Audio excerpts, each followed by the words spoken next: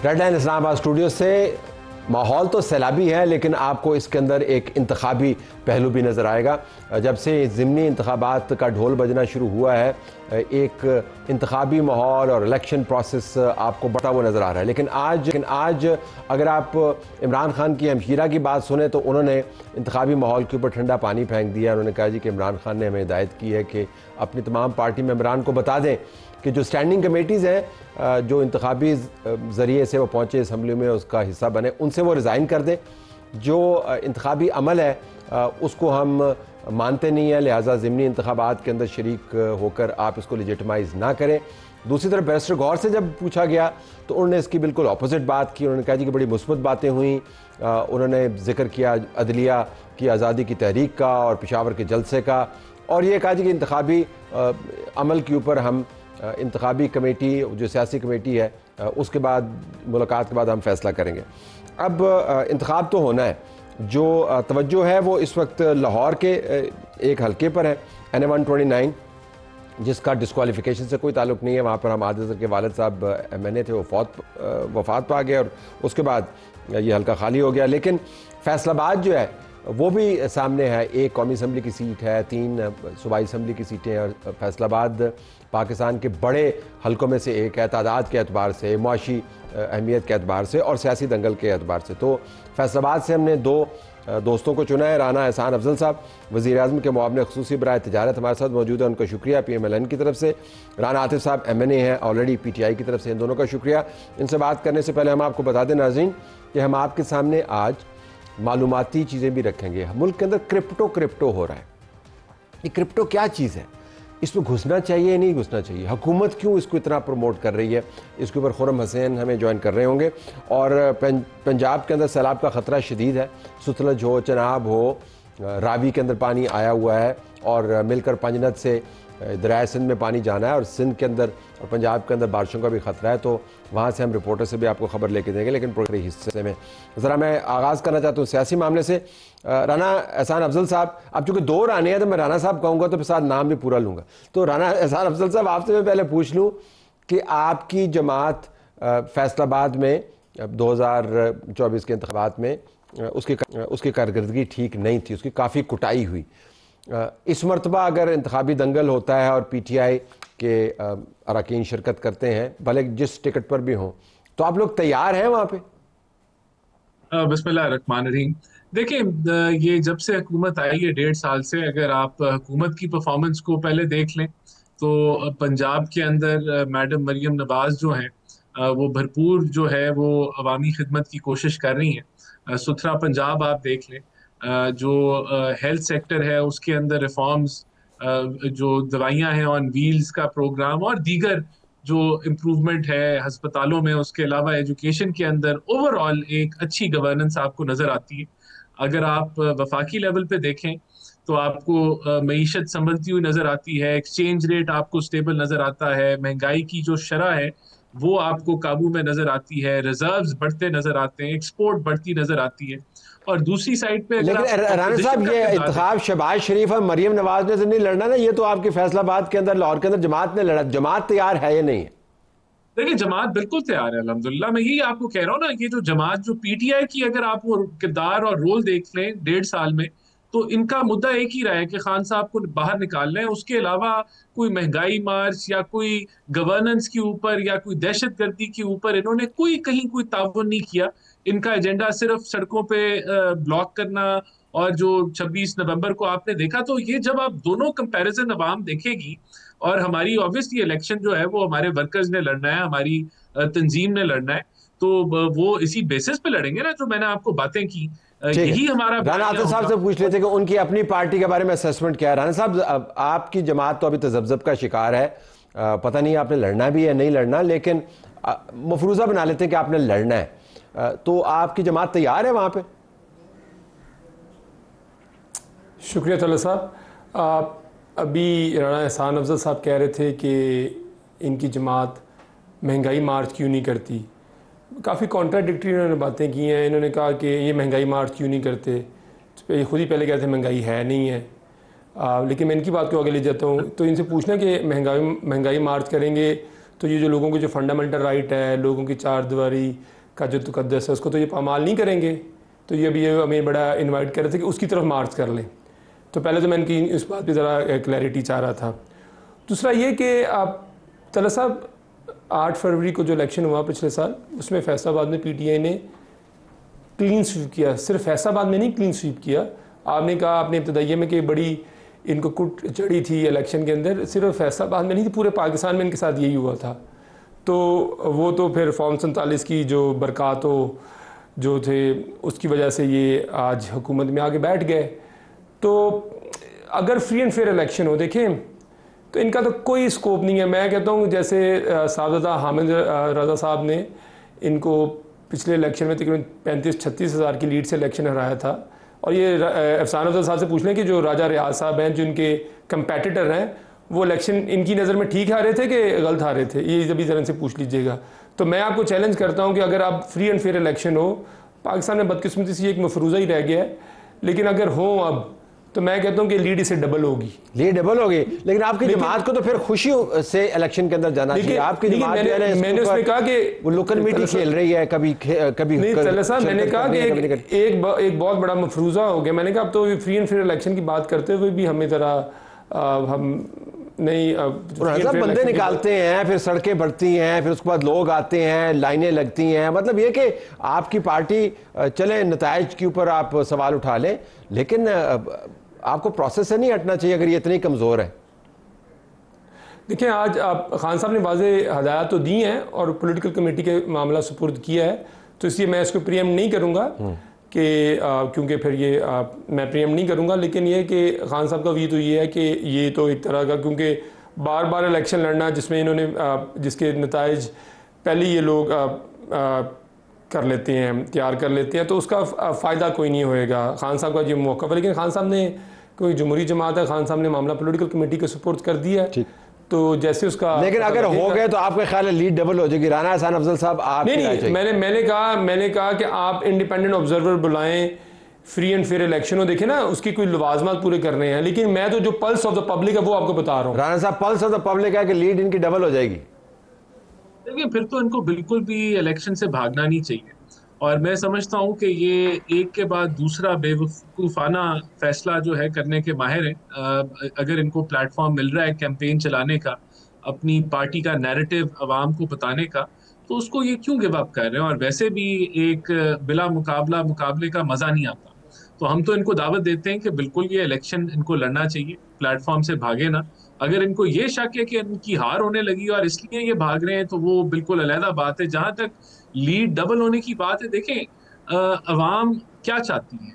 अवाम अपनी जिंदगी, जो एक नॉर्मल इंसान है, जो उसके मसाइल हैं डे टू डे, जो बहुत ज्यादा है, उसमें कोई शक व शुबा ही नहीं है कि आज भी बहुत सारे मसाइल हैं, लेकिन उसमें कमी चाहती है।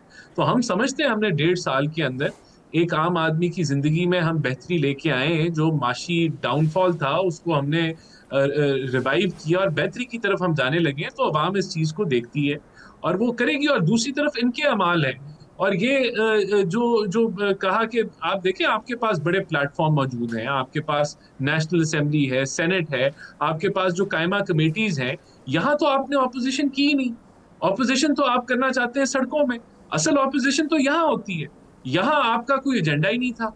किसी मुल्की जो कह लें एजेंडा, जो मुल्की इंपॉर्टेंट पॉइंट्स हैं जो चल रहे हैं दहशतगर्दी मईशत के हवाले से, वहां तो आपका कोई इनपुट नहीं है। वहां तो आप जो है रोड़े लटकाते आए। जब डिबेट थी नेशनल सिक्योरिटी की नेशनल असेंबली में, वहां भी नहीं आ पाए। तो ये तो देखें, ये अब अगर आप लोगों का आपने तयन कर लिया है कि आपने हमेशा अपने पैरों पे कुल्हाड़ी मारनी है और यही इनका रास्ता है, तो ये इनकी चॉइस है। लेकिन मैं समझता हूँ कि इनके लिए बेहतर होगा, इनकी जमात के लिए बेहतर होगा कि ये अगर सिंगल पॉइंट एजेंडा जो ये पकड़ के बैठे हुए हैं कि खान साहब को रिहा करना है, बाकी भी इनकी जिम्मेदारी है, ऑपोजिशन की बहुत बड़ी जिम्मेदारी होती है, और उस तरफ अगर ध्यान दें। राना साहब, अगर आप इस बहस को फैलाएं तो जो मुकदमा है वो ये है कि आप अपने खुद सबसे बड़े दुश्मन है, आपसे मुराद आप ज़ाती तौर पर नहीं, जमात के जो किरदार है, अमाल है। ये फैसलाबाद की कोर्ट से जो अभी फैसला आया है, आपने देखा होगा मुकामी सियासतदार, मुकामी रिपोर्टर्स हमें बताते हैं कि जी आप इसको छोड़ दें कि फ़ैसले के पीछे सियासी मुहरकात क्या हैं। इनमें से बहुत सारे लोग उस वकूए पर मौजूद थे जिसके अंदर राना सना के घर पर हमला हुआ। अब मैं ये नहीं कहता कि सारी जमात ऐसी है, मैं कहता हूँ ये इमेज ये है कि आप मार धाड़ और उसके बाद नारेबाजी और जलाओ घिराओ इसकी तरफ ज़्यादा चले गए।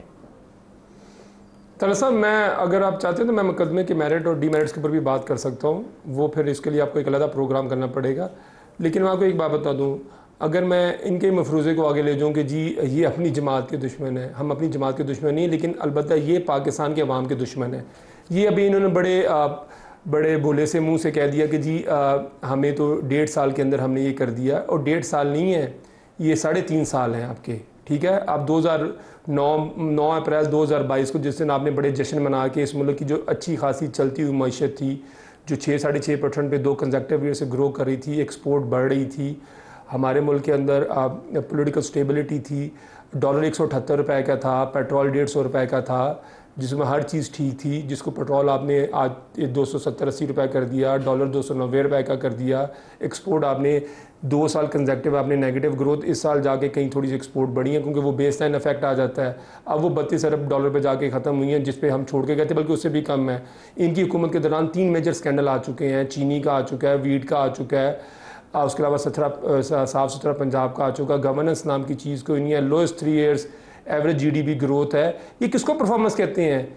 ये अब किसी बिजनेसमैन से जाके मिले, वो तो परेशान है कि ये आई एम श्योर ये इस्लामाबाद के बंद कमरों के अंदर तो शायद सब अच्छा की रिपोर्ट हो, वो तो अगर इकॉनमी ना भी चले तो वहाँ सब अच्छा की रिपोर्ट होगी। तो इनकी महंगाई के जो लोगों की कमर तोड़ दी है, बिजली की जो कीमतें हैं, तो मैंने तो आपको 4 मेजर स्कैंडल इनके गिनवा दिए, चीनी का, वीट का, उसके अलावा और इनके जो मामला आते हैं करप्शन के। अभी अंसार अब्बासी साहब जो कि इनके पसंदीदा क्या कहते हैं इन्वेस्टिगेशन जर्नलिस्ट हैं, उन्होंने 1100 अरब रुपए की पंजाब के अंदर करप्शन और माली बेज़ाब्तियों की रिपोर्ट की है। तो मुझे बताएं किन किन चीज़ों की हम बात करें। तो मैंने कहा राना हसन साहब से फिर इलेक्शन हो, फ्री एंड फेयर इलेक्शन हो। तलत साहब, मैं अभी अपनी स्टेटमेंट में काम हूँ, साहबजादा हामिद रज़ा साहब मेरा अगर हमें इलेक्शन लड़े, उनके छोटे भाई उस सीट पे इलेक्शन लड़ेंगे अगर इलेक्शन होता है, और उनको अगर कानूनी, जो हम उम्मीद करते हैं कि कानूनी तौर पे उनको कोई रिलीफ मिलेगा, अगर खुदा ना खासा नहीं मिलता और वो उस सीट पे साहबजादा हामिद रज़ा साहब के छोटे भाई इलेक्शन लड़ते हैं, मैं आज आपको गारंटी से कहता हूँ फ्री एंड फेयर इलेक्शन की सूरत में लीड डबल होगी। सिर्फ आप अपना राना अफजाल साहब से पूछें कि ये बड़े पार्टी के बड़े पुराने हैं, इनकी फैमिली भी, इनको टिकट मिल रहा है कि नहीं मिल रहा है? ये हमारी फिक्र छोड़ दें, ये अपनी फिक्र करें, इनको टिकट मिल रहा है कि नहीं मिल रहा है? बार जो राजा रियाज की तरफ बात खींच के लेके जाए, आपको पता है? मैंने तो बड़ा मासूमाना सवाल किया। एक मामला वहां पे, तो चले मासूमाना सवाल है तो राना साहब जवाब दे दिए सर, जवाब दे दियो जी, जवाब दो टिकट आपको मिल रहा नहीं मिल रहा? इंशाल्लाह देखिए, इंशाल्लाह टिकट मुझे ही मिलेगा और मैं इलेक्शन लड़ूंगा और PMLN को सीट जिता के दूंगा। देखिए, मैं भी दावा करता हूं कि ये इलेक्शन इंशाल्लाह फ्री एंड फेयर होगा और ये भागे ना मैदान छोड़ के। मैं तो इनको दावत देता हूं कि मैदान में आए, अपना मौकफ पेश करें और मुकाबला हो, और मे द बेस्ट मैन विन। और इंशाल्लाह मैं पूरी उम्मीद हूं कि हमारी जमात का कैंडिडेट जो है जीतेगा। और जहां तक इंडिपेंडेंट ऑब्जर्वर्स की बात है, तो तलत साहब, आप सॉरी राना साहब इंटरप्शन के लिए छोटा सा सवाल है। राजा रियाज साहब फ्री एंड इलेक्शन ठीक आ रहे थे 2024 8 फरवरी को? देखिए, हम तो समझते हैं कि जो रिजल्ट आए थे वो ठीक आए थे। जहां आप जीते हैं आप ठीक जीते हैं, जहां आप हारे हैं वहां भी ठीक हारे हैं आप। तो मैं तो ये नहीं कह रहा कि वो गलत उनको हराया गया था, वो तो पूरा पाकिस्तान कह रहा है। अब वो यही बात है। एक तरफ से आप कहते हैं कि ये सारा जुर्लू चला है, दूसरी तरफ से आप कहते हैं हम जीते भी हैं, फैसलाबाद में कुट भी लगाई है, तो जुर्लू जब चलता है फिर आप कुट नहीं लगा सकते। ये भी आप तलत साहब आप इतने मासूम ना बने। आपको पता है कि दांधी क्या कहते हैं, वो नहीं होता कि या मुकम्मल होती है मुकम्मल नहीं होती। हम तो कह रहे हैं ये मुकम्मल ही दांधी थी, इसके बावजूद ये सीटें बच गई हैं। तो ये कैसे मुकम्मल धांधली से की सीटें बच गई हैं? सर अगर आपने 180 में से 90 सीटें ले ली हैं सर, ये 100% धांधली है, बताए ना सर। अब मैथमेटिक्स है, अब आप सुपीरियर मैथ्स की तरफ जा रहे हैं। सुपीरियर मैथ्स की तरफ याद धांधली याद नहीं है। 90 हम जीते, 90 हमारी छीनी है, 100% सर धांधली। मैथमेटिक है, अर्थमेटिक है। देखिए, इनका ये है कहना कि टोटल धांधली हुई है। फैसलाबाद में PMLN जो है वो बुरे तरीके से हारी। अगर अगर बिल्कुल ही धांधली थी तो यहाँ भी हम जीत जाते। तो ये इसका मतलब है कि इलेक्शन के रिजल्ट जहां ये जीते हैं वो ठीक जीते हैं, और जहां ये हारे हैं वो गलत हारे हैं। यही तो हम ओके, कह रहे हैं कि ये मौका आई टू उनका लीव इट गलत। देयर। हम इस उम्मीद के साथ कि ये इंतखाबी अमल जारी रहे, इंतखाबी अमल फ्री एंड फेयर हो, और जो इंतखाबात के ज़रिए सियासी गुस्सा निकालना है वो आप निकालें। हम उम्मीद करते हैं कि पाकिस्तान तहरीक इंसाफ ज़िमनी इंतखाबात का बायकाट नहीं करेगी, इंतखाबात फ्री एंड फेयर होंगे, और जब होंगे तो हम ग्राउंड पर मौजूद होंगे। तो दोनों रानाओं का बहुत शुक्रिया। चलिए, ये तो मामला हो गया फैसलाबाद का। अब आपको क्रिप्टो का किस्सा सुनाते हैं। मुल्क के अंदर जहाँ पर भी आप जाए ना, क्रिप्टो क्रिप्टो हो रही होती है। आप रेडी पर भी जाए तो लोग क्रिप्टो की बात कर रहे होते हैं। क्रिप्टो मशहूर बहुत हो गया। ये क्रिप्टो क्या बला है? हुकूमत पाकिस्तान इसके अंदर क्यों इन्वॉल्व है? ट्रंप का इसके साथ क्या ताल्लुक है? आज हमने दावत दी है खुर्रम हुसैन को, जो माशी तजियाकार हैं और इस मामले को बहुत गहरी नज़र से देखते हैं। तो आपने ये देखना ज़रूर है, इससे आपको पता चलेगा कि क्रिप्टो क्रिप्टो की जो हर वक्त जो गर्दान होती रहती है उसके पीछे मुहर्रकात क्या है। खुर्रम, आपका बहुत शुक्रिया। तो बुनियादी सवाल जिससे हम आगाज़ करना चाहते हैं, मुझे ये क्रिप्टो करेंसी क्या है? तलत, जिन लोगों का तजुर्बा रहा है जुआ खेलने में, ख़ासतौर पे कसीनो में जाके जुआ खेलने में, उनको पता होगा कि आप जब कसीनो में जाते हैं तो आप अपने पैसों से नहीं खेलते। आप पहले कसीनो से चिप्स खरीदते हैं और फिर उन चिप्स के साथ जाके ना, उन टोकन्स के साथ जाके आप आगे जुआ खेलते हैं। तो क्रिप्टो भी तकरीबन कोई इसी टाइप की चीज़ है। जो चिप्स या जो टोकन्स कसीनोज की में खरीदे जाते हैं जुआ खेलने के लिए, क्रिप्टो भी आप समझ लें एक उसी तरह की चीज़ है जिसको आप अपने पैसों से खरीदते हैं और फिर आगे जाके आप उसके साथ सट्टा खेलते हैं। ये प्योरली सट्टा खेलने के लिए एक इंस्ट्रूमेंट है जो इजाद की गई है।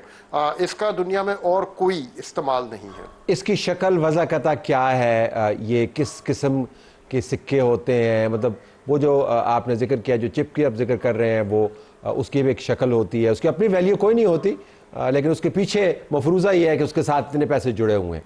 तो इसकी शक्ल क्या है?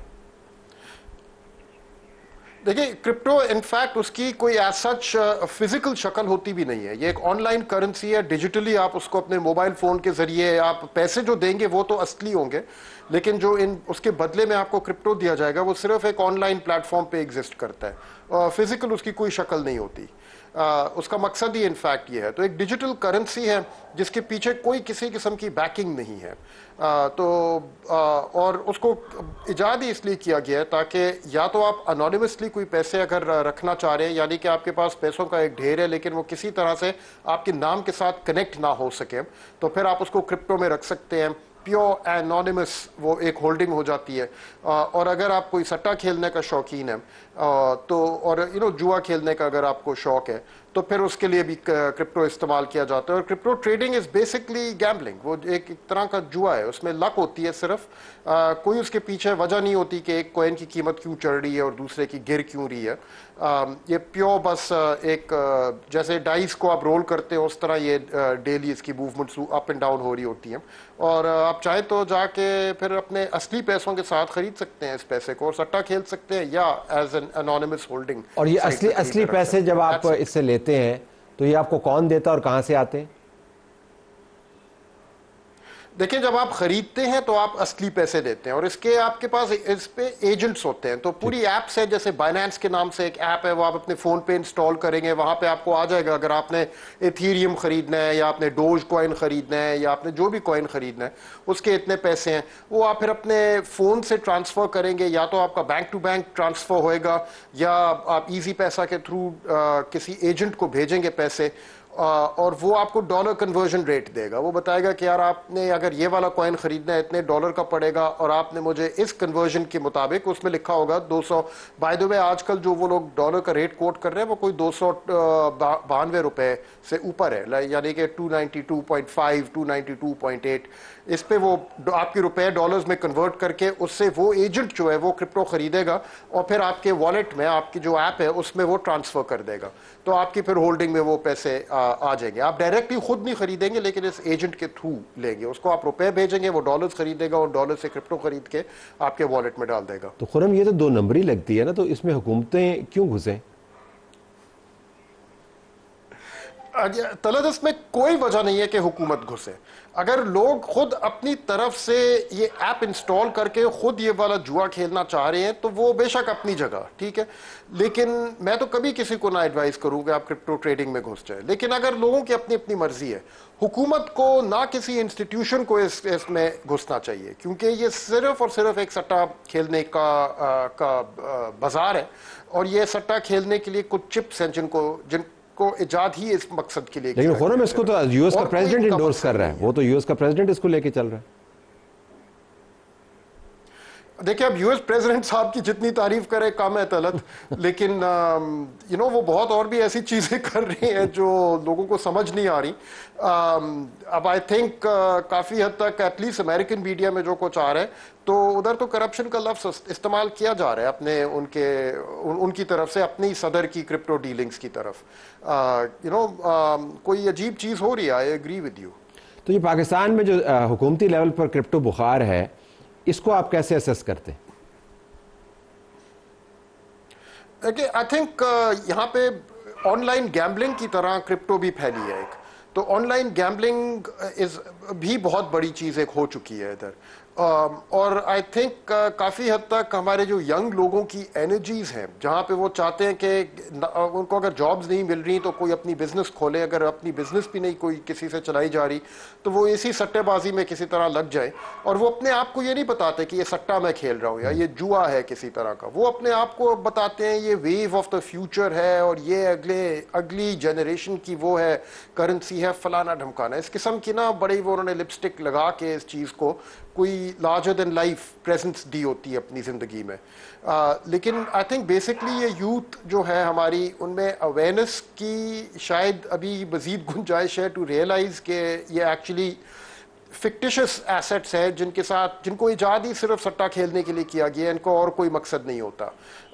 और वो सट्टा भी जो खेलते हैं वो बेसिकली जुआ होता है, उसमें उसकी कोई होती, स्टॉक्स की तो वजह होती है कि अगर कोई चढ़ रहा है या गिर रहा है कि भी उस कंपनी है जो जिसको आप ओन कर रहे हैं, उस कंपनी की कैश फ्लोज है, अगर उस कंपनी का बहुत मुनाफा हुआ है एक साल में तो उसकी स्टॉक की प्राइस चढ़ेगी। इनके पीछे कोई ऐसी चीज़ नहीं होती क्रिप्टो कॉइन्स के पीछे किसी किस्म की कोई रियल वर्ल्ड मूवमेंट्स या रियल वर्ल्ड एसेट्स और एनीथिंग लाइक दैट। तो आपकी टुवर्ड्स द एंड आपकी टू वर्ड एडवाइस पब्लिक को और हुकूमती सर्कल्स को क्या होगी क्रिप्टो के ऊपर?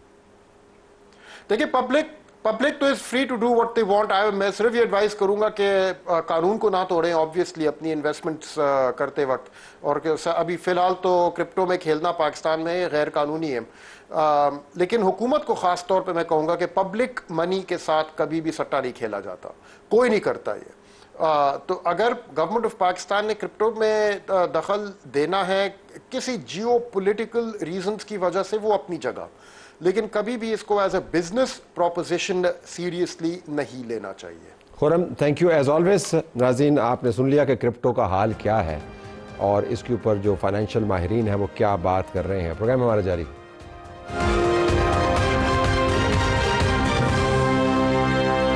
नाज़रीन, पंजाब में और बराबर सिंध में सैलाब का शदीद ख़तरा है। सिर्फ छोटा सैलाब नहीं है, दरमियाने दर्जे का नहीं है, हाई फ्लड है और एक्सट्रीमली हाई फ्लड है। जो दो मशरकी दरिया हैं, सतलज का दरिया और रावी का दरिया, उसके अंदर पानी बिफरा पड़ रहा है, ऊपर से हिंदुस्तान ने पानी छोड़ा हुआ है। जो चनाब है उसके अंदर पानी बढ़ता चला जा रहा है। पंजनद के ऊपर पाँचों ने इकट्ठा होना है, ऊपर से जेलम से भी पानी आ रहा है और फिर ये दरिया सिंध के ज़रिए सिंध का रुख करेगा और फिर ऊपर से बारिश भी हो रही है। हमने अब से कुछ देर पहले इन हालात से जानकारी करने के लिए, चूँकि दिन में आपको नज़र आना चाहिए कि पानी क्या है, हमने अपने रिपोर्टर्स से बात की। तो आइए हम आपको सुनवाते हैं कि हमारे रिपोर्टर्स जो सतलज, रावी और दरिया चनाब पर खड़े हैं उन्होंने हमें क्या बताया। अच्छा शहजाद, आप खड़े हैं इस वक्त दरिया चनाब पर, तो यहाँ की सूरत हाल आप हमें क्या बता सकते हैं कि पानी का बहाव क्या है और इसका इम्पैक्ट क्या है? जी तलत साहब, मैं इस वक्त हेडमराला रोड पर मौजूद हूँ और यहाँ से मराला बराज तकरीबन 25 किलोमीटर दूर है। मराला बराज वो मकाम है जहाँ पर 3 दरियाओं का संगम होता है, जिसमें दरिया चनाब, जम्मू तवी और मुनावर तवी शामिल है। इस वक्त हेडमराला के मकाम पर दरिया चनाब में ऊंचे दर्जे का सैलाब है और जो पानी की आमद है वो 2 लाख क्यूसिक से जायद है। और जो जम्मू तवी है उसमें भी ऊंचे दर्जे का सैलाब है और पानी का इस वक्त 20,000 क्यूसी का रेला गुजर रहा है। तमाम तर सूरत हाल को मद्देनजर रखते हुए सियालकोट इंतजामिया की जानब से जो दरियाए चनाब और जम्मू तवी के मुल्हका देहात हैं जिनमें चपरार और बजवात के देहात शामिल हैं, उनकी मसाजिद में ऐलानात करवा दिए गए हैं और उनको महफूज मकामात पर मुंतकिल होने की हदायत कर दी गई है। ये जो 16 देहात है इनकी आबादी तकरीबन 9,500 बनती है और अगर सैलाबी रेला इन आबादियों में दाखिल हो जाता है, देहातों में दाखिल हो जाता है तो तकरीबन 5,000 अफराद को जो है महफूज मकामात पर मुंतकिल करना पड़ेगा। इस सूरत हाल में इंतजामी की जानब से तमाम इंतजाम मुकम्मल कर लिए गए हैं। इंतजामिया इस वक्त हाई अलर्ट है। महकमा इनहार और रेस्क्यू 1112 इंतजामिया की टीमें जो है वो मौका पर मौजूद है। रेस्क्यू 1112 की टीमें लाइफ सेविंग जैकेट्स और एम्बुलेंस और कश्तियों के साथ मौका पर मौजूद हैं और पानी के बहाव पर गहरी नज़र रखी जा रही है। दरिया चनाब और जम्मू तवी में मुसलसल पानी की आमद में इजाफा हो रहा है जिसकी वजह से जो है वो सैलाब का खदशा पैदा हो गया है और इस वक्त सियालकोट में और जो बलाई इलाके हैं यहाँ पर शदीद बारिश हो रही है, बल्कि गुज़श्ता रात से शदीद बारिश का सिलसिला जारी है। सियालकोट शहर में भी जगह जगह पानी खड़ा है। मैं इस रोड पे मौजूद हूँ, यहाँ भी घुटनों घुटनों पानी खड़ा है और ना सिर्फ मूसलाधार बारिश हो रही है बल्कि साथ तेज हवाएं भी चल रही हैं और यहाँ पर छतरी लेके खड़ा होना भी मुश्किल जो है वो लग रहा है और बड़ी मजबूती के साथ मैंने छतरी को पकड़ रखा है, थामा हुआ है। इंतजामिया इस वक्त हाई अलर्ट है और दरिया चनाब और जम्मू तवी के पानी पर गहरी नज़र रखे हुए है।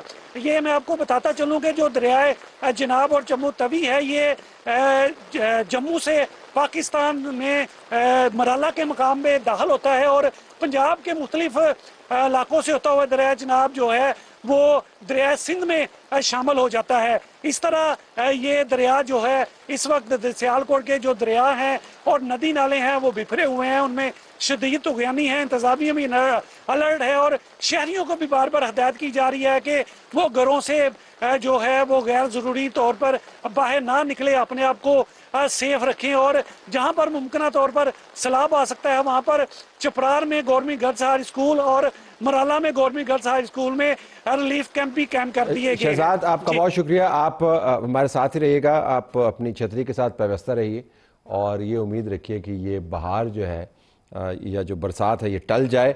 हम आपको नाज़रीन रावी लिए चलते हैं, जहांगीर खान हमें ज्वाइन कर रहे हैं। रावी आपने सूखा देखा होगा लेकिन गैर मामूली माहौल की वजह से, पानी छोड़ने की वजह से रावी के अंदर भी पानी बिखरा पड़ रहा है, तो जहांगीर रावी के हालात बताइएगा।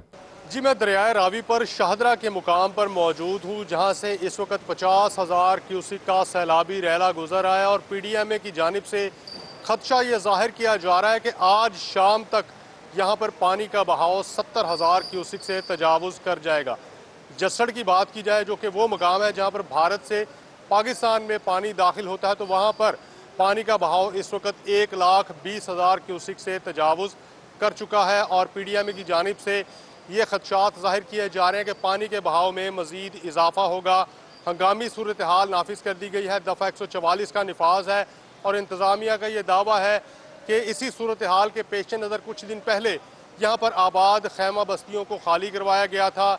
जिन लोगों ने अपने मवेशी यहाँ पर रखे थे, यहाँ आर्जी ठिकाने बनाए गए थे, उनको भी यहाँ से हटा दिया गया था। लेकिन दफ़ा 144 के नफाज के बावजूद ख़तरनाक और तशवीशनाक बात यह है कि इस वक्त भी यहाँ पर मुकामी आबादी और इर्द गिर्द के जो रिहायशी लोग हैं वो ये सैलाबी रैला देखने के लिए यहाँ का दरिया के किनारे का रुख कर रहे हैं। रेस्क्यू की टीम्स यहाँ पर तैनात की गई हैं, PDMA के एहलकार यहाँ पर मौजूद हैं, सिविल डिफेंस की टीमें यहाँ पर तैनात की गई हैं और इसके अलावा मुकामी मल्लाह जो है उनको भी गवर्नमेंट ने अपने साथ मिलाया है, इंतज़ामिया ने अपने साथ मिलाया ताकि किसी भी किस्म की सैलाबी सूरत हाल में लोगों को इवैक्यूएट किया जा सके या लोगों को रेस्क्यू किया जा सके। आज एक वाक़या ये भी पेश आया कि एक शख्स को डूबते हुए यहाँ से मुकामी मल्लाहों ने स्पीड बोट इस्तेमाल करते हुए रेस्क्यू किया। खालिद नाम का ये शख्स शालीमार का रिहायशी था जिसको कि रेस्क्यू करके उसके वर्सा के हवाले किया गया। मुल्हिका आबादी की बात की जाए तो दरियाए रावी से सबसे करीब तरीन आबादी फरखाबाद है, जो कि एक गुंजान आबाद इलाके की शक्ल इख्तियार कर चुकी है और तकरीबन दरिया के बिल्कुल साथ लगी ये आबादी है, जहाँ पर लोग आज भी रिहाइश पजीर हैं। लेकिन इंतज़ामिया का ये कहना है कि अभी तक जो है किसी भी किस्म का कोई माली या जानी नुकसान रिपोर्ट नहीं, और पानी की सतह इस हद तक ज़्यादा नहीं है कि फरखाबाद को मुतासिर कर सके।